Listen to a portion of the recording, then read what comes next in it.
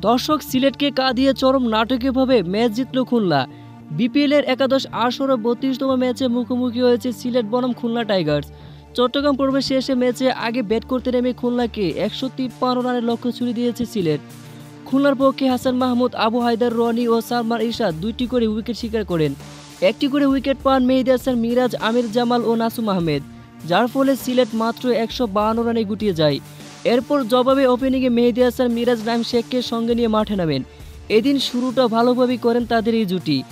এদিন অধিনায়ক মিরাজ ছিলেন খুবই দায়িত্ববান। তিনি নাইমকে সঙ্গে রেখে এক প্রান্তে দেখে শুনে ব্যাটিং চালান। তবে মিরাজের সঙ্গে ছেড়ে সাজঘরে ফিরেন মাত্র ২০ রানে নাইম শেখ। এরপর আফিফ মাত্র ৭ রানে ফিরেন। তবে তখনও দায়িত্ব নিয়ে খেলে গেছেন মিরাজ। তিনি ৫০ বলে ৭০ রানে ফিরেন। তবে তিনি ফেরার আগে খুলনা জয় পথটা খুলে গিয়েছেন, যার কারণে ম্যাচ জিততে শেষ মুহূর্তে খুলনা বাকি ব্যাটারদের কোনো চাপ নিতে হয়নি।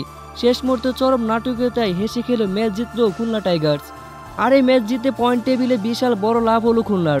এখন খুলনার পথ একেবারেই সহজ সুপার ফোরে ওঠার। তো দর্শক, আপনাদের কি মতামত? খুলনা কি পারবে সুপার ফোরে উঠতে?